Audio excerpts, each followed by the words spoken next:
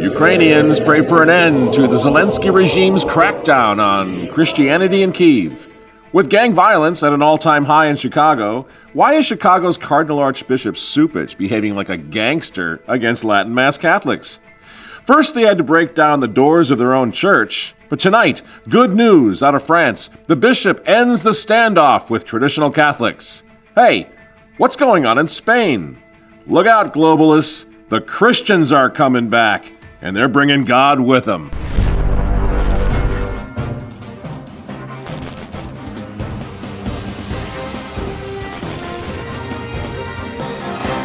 Go from attending science events, making all A's and B's, to one of the deadliest gang members of all time. This is Jakira Barnes, the female assassin rappers fear. And after this, Jakira immediately made tweets bragging about shooting people in the head. When the gunman hopped out of a vehicle, waved bystanders to get out of the way, and began opening fire at Jakira and her friends. Her two friends were hit, and Jakira was hit 9 times. After being shot, she stumbled to a nearby home, where she lay on some steps, taking her last breath. Good evening, ladies and gentlemen. I am Michael Matt. This is the Remnant Underground. Now, why did we start with that particular clip? Well, it's because they tell us that we lived in an enlightened society, but it's just getting worse and worse and worse at every level. They tell us that our society is tolerant, right? And we have equity and inclusion, do we? Because if that's true, then why do we have that sort of gang warfare going on in Chicago? Nobody's doing anything about it. Why is it that 80% of the world's population today live under some sort of religious persecution, right? 80%, that's pretty high. For a civilization now, a society that prides itself on being tolerant and equitable and all that, you know what? It's all fake and gay, isn't it? They're just making it up. Well, everything is getting exponentially worse. And you know this, but it's just interesting to think about it. Think about, like, not far from where we are right now, people, young kids, just gunning each other down every day. It's amazing. And while this is happening, of course, the obvious question, where's the church? Where's the Catholic Church? You see the old movies on the waterfront or, whatever, where the angels with dirty faces, one of my favorites, where the Catholic priests played such a role in the inner city, helping these kids, making a better life for these kids, educating these kids, right? Not anymore. All right, fellas. Let's go and say a prayer for a boy who couldn't run as fast as I could.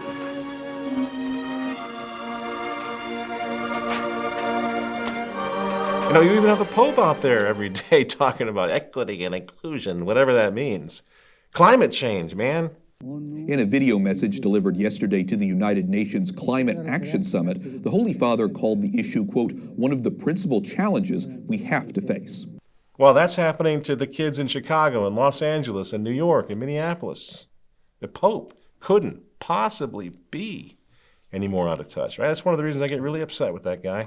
I'm not sure what he's doing up there. Does anybody know what he's doing up there? Besides parroting little globalist slogans all the time and now cracking down on faithful Catholics? Because you know what? The crackdown on faithful Catholics, that's just another version of violating freedom of religion, isn't it? The last report published by the Open Doors NGO on Christian persecution around the world shows concerning numbers. It shows that 2021 concluded with some of the worst statistics registered to date. The report is the World Watch List. It says that there are more than 360 million persecuted Christians, 1 out of 7 in the world, and 1 out of 5 in Africa. Freedom of worship. We don't have the right to worship God in America or anywhere else in the world the way our fathers and mothers worship God, because Pope Francis is cracking down on our civil liberties. Isn't it amazing to think about? It's a violation of religious freedom, isn't it? And why is he doing that? Again, it's because this is all part of the agenda, the globalist agenda to take down the old world order of Christendom. That's what's going on. Shut all the churches, get rid of all the nuns, turn the priesthood into a gay profession, let the towns, the cities auto-destruct, crime, marriage falling apart, families falling apart, and a pope's talking about climate change and equity and inclusion. And this is not tolerant. That's the thing. Whether we're talking about the church of accompaniment, all this nonsense, they're not tolerant. They're not listening to us, the church, nor is the state, nor is Davos and the Great Reset clowns. Basically what they say is you're entitled to your opinion, and we're going to listen to your opinion for sure, as long as it's in lockstep with ours. They tell you their opinion. Man, they shove it down your throat. And you say, well, I'm not sure that's right. Could be another side to that. And they look at you, and they say, you're a far-right racist, homophobe. You're a fascist, you're a sexist, you're a xenophobe. You gammon, you ideologue, you chauvinist. You Tory scum, you capitalist. You're a bigot, you're a wingnut, you're a swivel-eyed loon. And you'll get your freaking justice, you extremist buffoon. You're spreading hate, you're spreading hate, you're spreading hate. This is the farthest thing from a tolerant society, or a society that's wanting to be inclusive or offer equity. And of course, this is really nothing new. Every revolution gets to this point at some point. They come along with all the slogans, liberty, equality, fraternity. You don't like that? Well, then off with your head, pal. So they did in the French Revolution. They started lobbing everybody's heads off when they didn't get into the whole liberty, equality, and fraternity, right? It's got equity and inclusion and all this nonsense. The same deal, slogans. It's nothing new. So where the traditional Latin Mass crackdown is concerned, you know what we're doing, friends? You know what we're seeing? It's actually quite amazing to think that we're living through this. We are just watching history repeat itself. Has this king forgotten the Reformation? Mr. Cromwell, away with this popish idolatry! Isn't that something? It's happening all over again. Francis is doing the same thing. That popish Latin Mass is divisive. It has to go. And they've been doing that forever, right? When I was a kid, 40, 50 years ago, they went into Catholic churches and got rid of the, just like Cromwell did. They got rid of the crucifixes and the statues and tore it all apart and made it look like a Masonic lodge, right? They did that 50, 60 years ago. So yeah, this is nothing new. And now we literally have the henchmen of the revolution, the Queen's men, the soldiers are coming for us in this country, incredibly, as we discussed 2 shows ago, the FBI. Out there monitoring traditional Catholic families, moms and dads, 7, 8, 9, 10 kids, these little kids, precious little kids doing nothing wrong. The FBI's monitoring them. You know why? Because they're clinging to the, wait for it, old religion, the popish mass, which of course brings the question to the fore. What's next for us if it follows the same progression of the revolution? Are we going to be persecuted physically soon over this? Because that's what happened in the past. Some of you are probably thinking, what on earth is a priest hide? Well, in short, what it is a secret hiding place built within the very walls of the home to keep a Catholic priest safe during the time of persecution. Hiding places can be found up and down the UK. Now, this brings us to the other current thing, which is getting a little long in the tooth now, this current thing of Ukraine. It's just spiraling out of control. But let's not forget that in Ukraine, Christians are suffering too. Some of them are Catholic. Many of them, most of them, are Orthodox. None of them asked for this war to save democracy. It's so stupid that we're listening to a guy like Joe Biden claiming he's trying to save democracy. He and his son Hunter over there in Ukraine for all this time saving democracy when they don't believe in democracy at all. Executive order after executive order, crushing the will of the people. But they go to Ukraine and we're supposed to say, they're saving democracy. It's insane, friends. We've gone mad. Now, we predicted this down here because it's going to get worse. You're like, yeah, oh yeah, it's going to get a lot worse if the adults do not return to the room. A lot worse, as we predicted. Because these globalist lunatics now, they're pushing Russia right into the arms of China. What did you think was going to happen? when they want tanks and F-16s and bombs and smart, intelligent, artificial intelligent weapon, everything else to take Russia down. Lindsey Graham, we showed you last week. Oh, we need to shoot more of those MiGs down. What do you think he's going to do? He's going to look around. Putin's going to look around. Well, who's with me here? Anybody going to do anything against these lunatic globalist neocons? And China's like, and that's bad for everybody. And it's all because Washington and London and Brussels, the big three stupid, flat out refuse to even talk about brokering peace negotiations, even talk about it. Everybody now knows there's more going on in Ukraine than simply an invasion. It's like January 6th, an insurrection. This is not an invasion. This is a civil war going on in Ukraine. Much more going on here.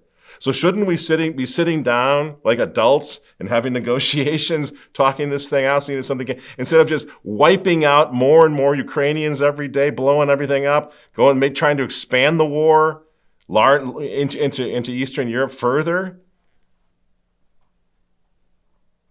And people say, well, yeah, but look now, Putin, he's going to go with communist China. That's the end of it, right? To which I say, well, don't forget that the United States of America allied itself with the atheist communist Soviet Union during World War II. We fought a war with them. So this idiot Biden is now forcing Russia to ally itself with another atheistic communist regime. It could have been avoided, couldn't it have been? If people had listened. People had listened to guys like Douglas McGregor and lots of adults who were saying, stop! What are you doing? But see, they put a moron, Joe Biden, at the helm so that he would recklessly and stupidly blunder into World War III to take this country down. Right? That seems to be happening, friends. There may still be time. I don't know if somebody can rein him in.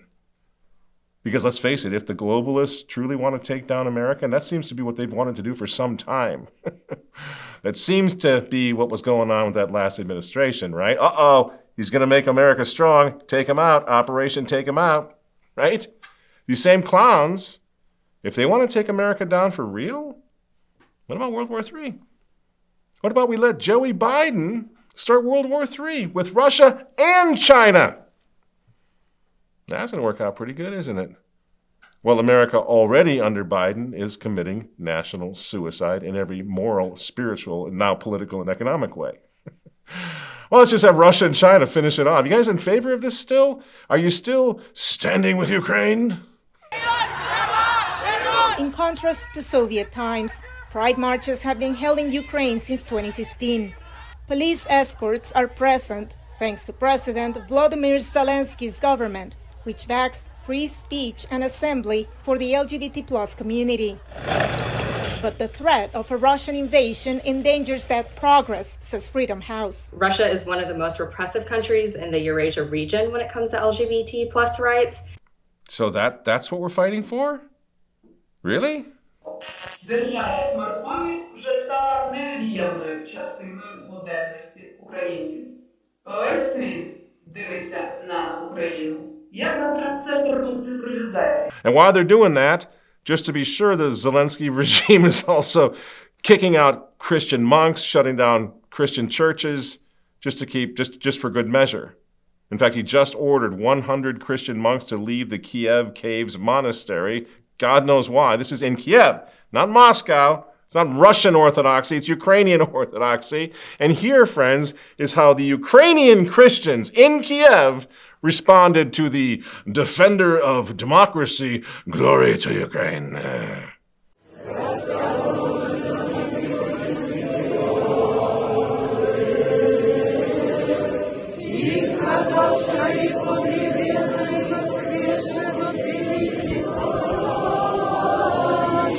And what you're looking at then, these are the victims, the real victims of the globalist experiment over there in Eastern Europe.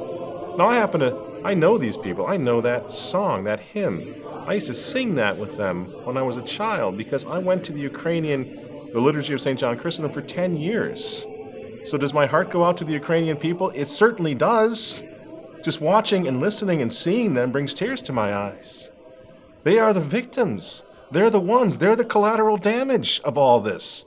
Now, they're refusing to go along with the regime, friends, and you got to ask yourself, why? You think you know because you watch CNN or you watch Sean Hannity. Well, why would these people who live in Kiev, why would they be protesting what Zelensky's doing to their churches? 2 недели до 29 марта во главе с предстоятелем церкви блаженнейшим митрополитом Киевский вся Украина Онуфрием простоял на холоде 4 часа. Это еще раз говорит, какое уважение нашей власти. They're victims of a regime in every way, and a regime they didn't ask for. A regime imposed on them by Barack Obama, Joe Biden, George Soros, and the rest, the master builders of the New World Order. I set up a foundation in Ukraine before Ukraine became independent of Russia. And the foundation has been functioning ever since. And it played an important part in events now. This is a little laboratory for those guys over in Ukraine. It's a little test. They're test driving the New World Order there. The government payment system expanded, making digitization permanent. This service is expanding. When the war began, it started being available to Ukrainians who had to move away from hostile territories. In the future, all social assistance Ukrainians will receive through e-aid. The wartime transformation also included a single 24/7 government-approved news outlet, giving DIA users a steady feed of propaganda. They're implementing Agenda 2030 in Ukraine right now. Yeah, and there are countries in Eastern Europe that are protesting, but we're not allowed to hear about the adults, the sane people over there who don't want this to go any further, who understand this could blow up all of Europe.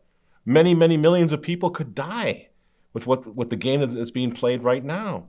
So Hungary, for example, is out there protesting this insane neocon push for a wider war in Ukraine. But that's Viktor Orban. Now, he's Adolf Hitler. He's a racist, remember? You got the Croatian president, Zoran Milanovic, who's also pushing back hard against this madness. He said last week that Croatia should in no way help Ukraine militarily because this whole operation, according to the president of Ukraine, is, wait for it, designed to push the globalist agenda. They know what's going on. He knows what's going on. Push the New World Order, as we've been saying from the start, and as they have been admitting from the start. But right now, it's a critical time because we know that we not only fight for Ukraine, we fight for this new world order for the democratic countries. But now the people that you see on your screen right now, Christians in Kiev, they really don't want any part of that New World Order. And they're being shut down because they don't want part of it. Old men, women, children, who are just trying to do one thing, and that's live in the old world order that's no longer tolerated by these people. It looks familiar, doesn't it? Because we were out in those parking lots not too long ago demanding that our jailers, our globalist jailers, open up our churches too, right? We have a cathedral that can hold thousands, and yet they would have been restricted to 10. We have a church here next to our parking lot that can hold hundreds, and yet we would have been restricted to 10. Don't tell me that resistance is futile. You see, because just think about it. During COVID, what did we see? They still are, trying to crush free speech on big tech so adamantly, precisely because they know that resistance is not futile. They're afraid of what we're saying because what we're saying is making a difference. You see? So the idea that resistance is futile is the quickest route to stopping, to shutting us all down, to canceling this counter-revolution before it even gets off the ground. Because the reality, friends, whether you're talking about in the state, you have this lots of people, like in our country right now, fighting back politically and relatively effectively still, amazingly enough, against what's happening to our country. And in the church, in the Catholic Church, well, let's face it, friends, there's a full-blown civil war going on. Pope Francis did not say yes or no to blessings of same-sex couples last year during the bishop's ad limina visit to Rome, that it would be, quote, your decision, up to the bishop's judgment and discretion. Your Eminence, why is the local bishop's discretion trusted here, but not allowed in the case of the Latin Mass, let's say, which is clearly permitted and licit, last time I checked? These are simply blatant contradictions that a local bishop wouldn't know where is the best place for those who desire to worship our Lord according to the more ancient usage of the Roman rite is absurd. While on the other hand, we have here, in the question of the blessing of the same-sex unions, we have here an unchangeable teaching of the faith, and the bishops are being told that they can decide to take an action which denies that teaching. That's exactly right. Cardinal of the Catholic Church, laying it out. It's like he's afraid to even say what he really thinks is going on because it's so bad. So I think when it gets to a level that's this bad, we, the little people, the level of the pew, we really don't have to worry anymore about, oh, gee, if I say this, I'm going to be in schism. I can't disobey these guys. No, all of that has to do, the church's teaching on obedience, on schism, it all has to do when the church is leading us in the right direction. Well, see, they're not anymore. They're at each other's throats. They're resisting the biblical teaching. They're resisting the dogmatic teaching of the church, the moral teaching of the church. And you can see it written all over Cardinal Burke's face. So I don't think we need to worry that much. What we need to do is resist. What we need to do is send a message to Cardinal Burke and to all the other cardinals and bishops that we are going to resist this full on. We're not doing this again. And we need you, Your Eminence, Your Excellency, to lead a charge against them. They have been after us, these wayward bishops, these heretic bishops, these immoral psycho bishops, and their pope have been after us for a long time. Your own virtues programs into schools, right, kind of proves that. You're saying, be very careful of us, be very careful of our priests. We may come after your kids. Well, imagine what that's like for a father of a family. That's what your church might do? You might just diddle my kids? But I'm supposed to obey you on some level? When you come out and crush the Latin Mass? No, we're done. And we're not worried anymore. Because in the eyes of God, this is what we need to do. We simply need to keep the faith. So friends, this is not at all a time to back down. We have such clarity. Every week I come out here and show you another bishop, in this case a cardinal, who's saying, yes, something's really wrong. Don't go along with this. These people need to be thrown out of the church. They're causing a destruction, a schism in the church. Stay away from them, right? So we have that clarity, which is so important as we now move forward. What are we going to do? Now, I'm going to give you an example. I'll close on a very positive note that I hope will just encourage you all to just stand up, get ticked off, stand up and fight back. Never, ever surrender. And send the message out. You will never back down. Remember that little church in Versailles in France? We told you about it last Christmas. Maybe Walter can put a little bit up to remind you on the screen from last Christmas in Versailles. They're really digging in, friends. You got to pray for them. I mean, they're over there right now. They're over there in front of that locked church every single day, every single Sunday, even Christmas Eve. There's the video you'll see up on your screen now. What they did is they brought some journalists in last week to try to raise awareness of this just absolutely preposterous, insane persecution of French traditional Catholics that's going on right now. But, says critics of this show, resistance is futile. They should have just gone underground. They should have gone and found a little independent chapel someplace. Why are they fighting back? Right? Well, wrong, first of all. Absolutely wrong. Because this week, almost 3 years, standing outside hearing Mass in the street, the Bishop of Versailles, Monsignor Luc Crépé, incredibly, suddenly just agreed to approve the traditional Latin Mass every Sunday morning at 11:30. They refused to back down. Finally, the bishop gave in, and you're looking at 250, in my opinion, we're looking at 250 freedom fighters attending the traditional Latin Mass inside their own church. Why? Because resistance is not futile, friends. And my friend, old friend in Versailles, his name is Philippe, he sent me a message yesterday that he wanted me to share with you. Philippe, in reference to this story, he writes, "Don't give up the fight. Go back to the Mass rocks. Set up altars in front of locked churches and tell everyone about it so the bishop can see the suffering of the people being deprived of this treasure. Never give up. For the glory of Christ our King, never give up." And remember, Philippe and his crew there, these 250 Catholics, the challenge that they have before them is incredible. It's worse. It's worse than anything we got here in the States. Because the Catholic faith, is dying in France. And I'll give you some statistical evidence of what's happening to poor France. Only 15% of French citizens say that they are practicing Catholics anymore. 15%. Only 4.5% of French attend Mass each week. 1.8% practice the faith every day. Basically, the faith in France is dead, friends. 1.8% of Catholics, this is the eldest daughter of the church, 1.8 practice their faith. I think that means that 98% of Catholics in France have apostatized. Well played, Vatican II. Seriously. But here's the thing, friends. Here's where it gets so encouraging. As bad as it gets, the Bishop of Versailles today looks out over a diocese that in many ways is dying, and he sees 7,000 Catholics in his little diocese faithfully attending a Latin Mass, many of them every day, but certainly every Sunday, every holy day. And this doesn't even include the 3,000 in the Society of St. Pius X chapel in Versailles. One diocesan church, Notre Dame des Amis, has 5 Masses every Sunday in Versailles. 2,000 people attend those Latin Masses.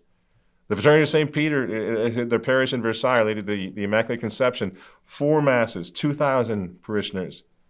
In Port Marly, the Institute of Christ the King, 4 Masses, 1,500 people every Sunday. You see what's happening? Some of you may remember, in fact, the Church of Saint Louis in Port Marly in Versailles, France. It's Palm Sunday, 1987. The Catholics have been locked out of their own cathedral for a long time. So Palm Sunday starts out with a procession through the streets like usual that ends up just outside the locked doors of their church. Traditional Latin Mass is celebrated on a makeshift altar. Probably have several hundred, maybe 1,000 people on hand.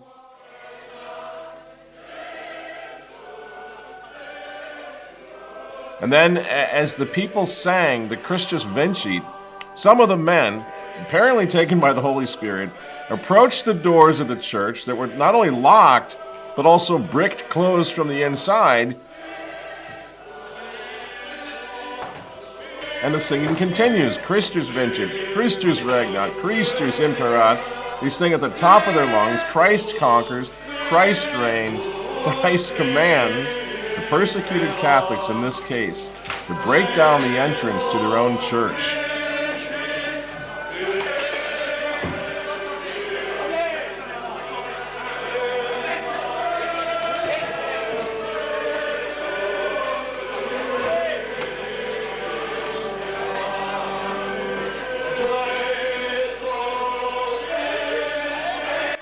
Today that church, remember this was 1987, today that church is in the hands of the Institute of Christ the King, traditional Latin Mass every day, every Sunday, every holy day, 1,500 Catholics, faithful Catholics, attending the traditional Mass in that church to this day. That's how it's done. The future of France is a traditional Catholic thing, traditional Latin Mass. And of course, as we know in the States, it's happening here as well. And what's happening because of that in Versailles and all around the world, because of those Mass centers, you have schools. You have huge, burgeoning homeschool movements where children, hundreds of thousands of children are being indoctrinated in the old faith. That's the future. Hundreds of vocations, huge families, large families. You know, we talked last week about another sign of this. I want to leave this with you because we have no excuse, friends, for becoming all downtrodden. I hear so many people saying, well, I guess there's nothing left but, just give up, just go into hiding. No, eventually if we have to go underground, we certainly will, Your Excellencies.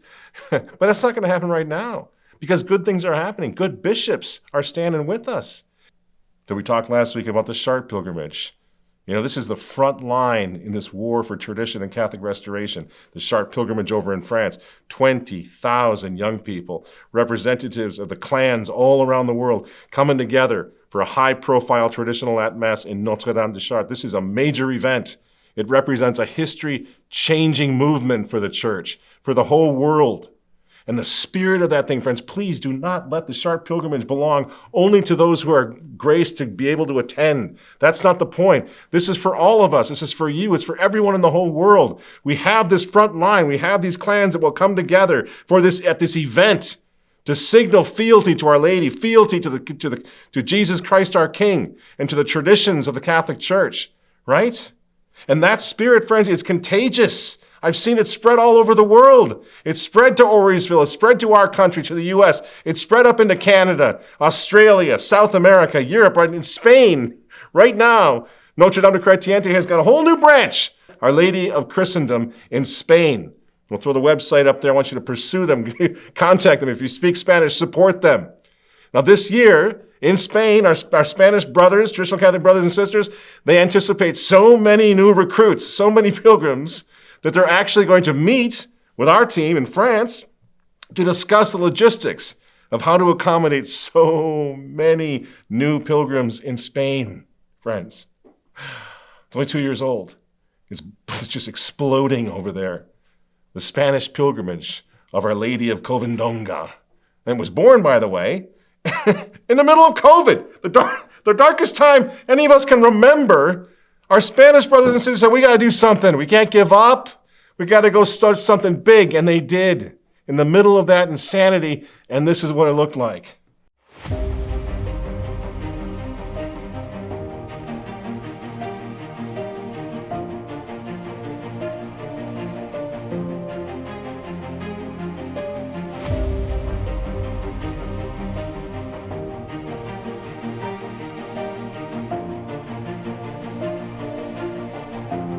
I'm just so excited about this, friends, because I keep seeing it happen. The spirit is so contagious. It's taking the world by storm. It's a youth movement. They're all young, right? Last year, the same pilgrimage in Spain packed out the sanctuary basilica of Our Lady of Covendonga on the feast, no less, the feast of St. James, Santiago de Compostela, right? This is another pilgrimage to Covendonga. And again, this is what it looked like.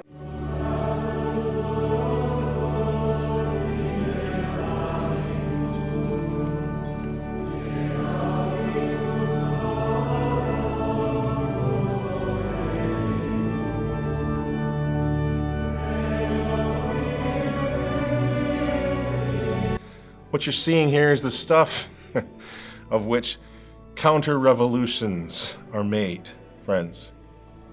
And so, yeah, there's persecution in the world today. Yeah, there is. It's coming not only from the state, but it's coming from the church. It's coming from the Vatican. And you know what it means? You know what the persecution means? It doesn't mean that we're losing this war. It means that we're winning. Because if we were losing, they would simply ignore us into oblivion like they used to try to do back in the day in the 1970s. Just ignore them, right? But they're not ignoring you. They're not ignoring this movement because it's of God. And it's getting stronger. No matter what they do, it's getting stronger every year. So yeah, maybe there aren't quite, at this point, there are not enough of us. There are not that many of us. But I can personally attest to the fact that there are so many more of us now than there used to be. Take hope and consolation from that. This is a growing youth movement throughout the whole world. And remember this, friends, we're not trying to look back. We're looking forward. That's what this movement has always been all about, the belief that the future belongs to this. Because tradition, as Gustav Mahler said, tradition is not the worship of ashes. Tradition is the preservation of fire. And this movement, friends, is the spark of that fire that will burn the new world order to the ground.